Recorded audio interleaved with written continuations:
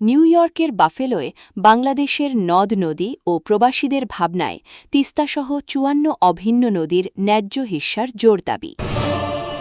দেখছেন ডিজিটাল ব্রাহ্মণবাড়িয়া.com। আমরা স্বাধীনতা ও উন্নয়নে বিশ্বাসী। বাংলাদেশের পরিবেশ, নদী ও প্রকৃতি সংরক্ষণে প্রবাসীদের সম্পৃক্ততা বাড়ছে। এতে তিস্তা মহাপরিকল্পনা, তিতাস নদীর সংকট, আন্তঃসীমান্ত ৫৪টি অভিন্ন নদীর পানি বণ্টন এবং আধুনিক বর্জ্য ব্যবস্থাপনার উপর গুরুত্বারোপ করা হয়।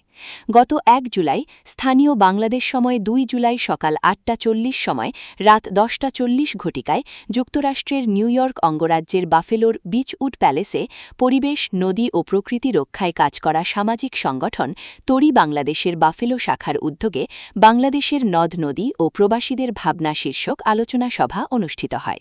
অংশগ্রহণকারী বক্তারা বলেন, বাংলাদেশ ও ভারতের মধ্যে প্রবাহিত ৫৪টি অভিন্ন নদী শুধু দুই দেশেরই নয়, এই অঞ্চলের জীববৈচিত্র্য, কৃষি, মৎস্য সম্পদ ও খাদ্য নিরাপত্তার সঙ্গে ওতপ্রোতভাবে জড়িত। এসব নদীর ন্যায্য পানি বণ্টন, দূষণ নিয়ন্ত্রণ এবং টেকসই ব্যবস্থাপনা নিশ্চিত করা সময়ের দাবি। আলোচনায় বিশেষ গুরুত্ব পায় তিস্তা মহাপরিকল্পনা। বক্তারা বলেন, উত্তরাঞ্চলের লাখো মানুষের কৃষি, জীবিকা ও পরিবেশ তিস্তার প্রবাহের ওপর নির্ভরশীল। তাই তিস্তা মহাপরিকল্পনা বাস্তবায়নে আন্তর্জাতিক সহযোগিতা এবং কার্যকর উদ্যোগ প্রয়োজন। এই সময় ব্রাহ্মণবাড়িয়ার ঐতিহ্যবাহী তিতাস নদীর নাব্যতা হ্রাস, দখল ও দূষণের বিষয়টিও তুলে ধরা হয়। বক্তারা বলেন, এক সময় জেলার অর্থনীতি ও জনজীবনের প্রাণ ছিল তিতাস নদী, টাউন খাল। কিন্তু অপরিকল্পিত বর্জ্য ফেলা, নদী দখল ও দূষণের কারণে আজ অস্তিত্ব সংকটে পড়েছে। সভায় ব্রাহ্মণবাড়িয়া জেলা শহরের অপরিকল্পিত ড্রেনেজ ব্যবস্থা ও কার্যকর বর্জ্য ব্যবস্থাপনার অভাবে জনদুর্ভোগের বিষয়েও উদ্বেগ প্রকাশ করা হয়। বক্তারা বলেন, উন্নত বিশ্বের মতো বৈজ্ঞানিক ও আধুনিক বর্জ্য ব্যবস্থাপনা চালু করতে পারলে শহরের পরিবেশ দূষণ অনেকাংশে কমানো সম্ভব। অনুষ্ঠানে বাংলাদেশ থেকে ভার্চুয়ালি প্রধান অতিথি হিসেবে বক্তব্য রাখেন তরি বাংলাদেশের কেন্দ্রীয় আহ্বায়ক শামীম আহমেদ। তিনি পরিবেশ রক্ষাকে সামাজিক আন্দোলনে পরিণত করার আহ্বান জানান। এদিকে পরিবেশ ও নদী রক্ষার এ উদ্যোগে উদ্বুদ্ধ হয়ে বাফেলোতে বসবাসরত প্রবাসীরা বাংলাদেশি সংগঠনটির নতুন সদস্য হিসেবে অন্তর্ভুক্ত হতে আগ্রহ প্রকাশ করেন। অনুষ্ঠানটি সঞ্চালনা করেন আহ্বায়ক কমিটির সদস্য খায়রুজ্জামান ইমরান। এছাড়াও আলোচনা সভায় অংশগ্রহণ করেন AKM আবু হানিফ, শামসুদ্দিন, শাহিনুল ইসলাম, রিপন হক, হাসান মোহাইমেন, ইব্রাহিম কামাল বুলবুল, আব্দুর রাজ্জাক মাসুদ এবং মোহাম্মদ শৌকত আকবর কিশোর, মোহাম্মদ সোলেমান ইমাম প্রমুখ। বিভিন্ন মোহনা হয়েছেন। আমরা এই নদীর ঐতিহ্য সারা বাংলাদেশ ব্যাপী। নদী শুরু হয়েছে অ্যাকচুয়ালি মেঘনা থেকে, ওইদিকে আবার শেষ হয়েছে বিভিন্ন মোহনা দিয়ে সেই মেঘনা এবং বঙ্গোপসাগরকে পড়েছে।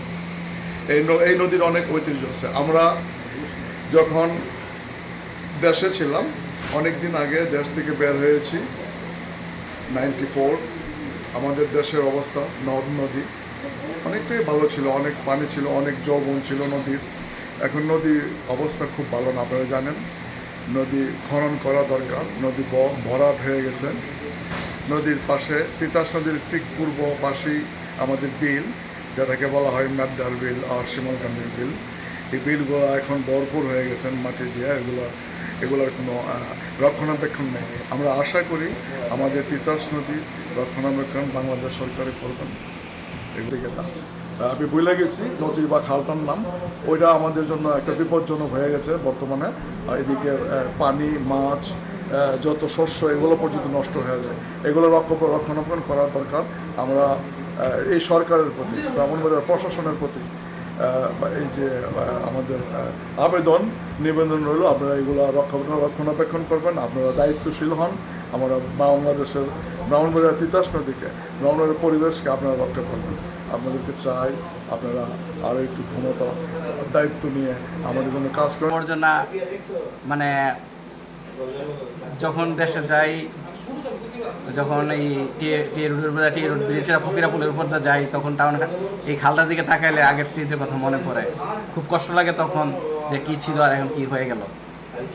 তারপরেও এখন আমরা বর্তমান সরকারের কাছে এবং বর্তমান যে ব্রাহ্মণবাড়িয়ার জেলা প্রশাসক আছে, ওনার কাছে আমার একান্ত দাবি যে অন্ততপক্ষে যে খালটাকে আপনারা সুন্দরভাবে তৈরি করুন, এবং এই খালটা যদি সুন্দর হয় মনে করেন একটা টুরিস্টের মতন, যে আমরা যেমন বাইরে থাকি, যে শহরের ভিতর দিয়ে একটা খাল যেতেছে, এখান থেকে নদী আছে, নদীটা নৌকাটা মানুষ চলতেছে, এবং এই নদীর উপর দিয়ে আসা যাওয়া করতো, বিরাট বাঁশের পাল নিয়ে ব্যবসায়ীরা আসতো। কিন্তু ইদানিং যখন আমি দেশে যাই তখন আর সেই বাঁশ নিয়ে কেউ আসে না, নৌকা নিয়েও কেউ আসে না, কারণ নদী ভরাট হয়ে গেছে। সেই নদীতে নাব্যতা নাই, কোনো অ্যাক্টিভিটিস নাই, এটা অনেকটা বিরান ভূমিতে পরিণত হয়েছে।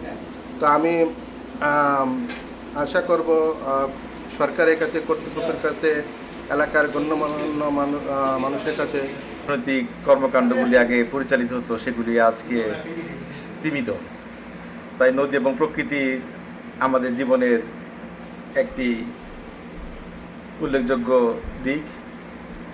তো প্রকৃতিকে আমরাই সুন্দর করে রাখতে পারবো যদি আমরা সচেতন হই। আমার একটা আবেদন, স্কুল পর্যায় থেকে যেন সবাই যেন প্রকৃতি সম্পর্কে আমাদের বাচ্চাদেরকে যেন আমরা সচেতন করি। স্কুলে যেন বাচ্চাদেরকে কীভাবে তাদের দৈনন্দিন জীবনে তার পরিষ্কার পরিচ্ছন্ন থাকতে হবে এই জন্য আমরা শিক্ষা দিতে পারি, তাহলে একদিন সুন্দর একটা বাংলাদেশ গঠন করা সম্ভব হবে। নদী এবং এই যে খাল খননের মাধ্যমে যে নদীগুলি খনন করা হচ্ছে, এই খাল খননের কেন্দ্র করে একটি বিশাল কর্মযোগ্য হতে পারে, পর্যটন কেন্দ্র গঠন করা হতে পারে, সুন্দর একটা পরিবেশ সৃষ্টি হতে পারে, যেখানে মানুষ তার বিনোদন এবং তার সামাজিক এই অর্থনৈতিকভাবে এই খালগুলিকে আমরা কাজে লাগাতে পারি। যেমন মৎস্য আহরণের মাধ্যমেও কর্মসংস্থান সৃষ্টি হতে পারে, নদীর পাড়গুলিতে বৃক্ষরোপণের মাধ্যমে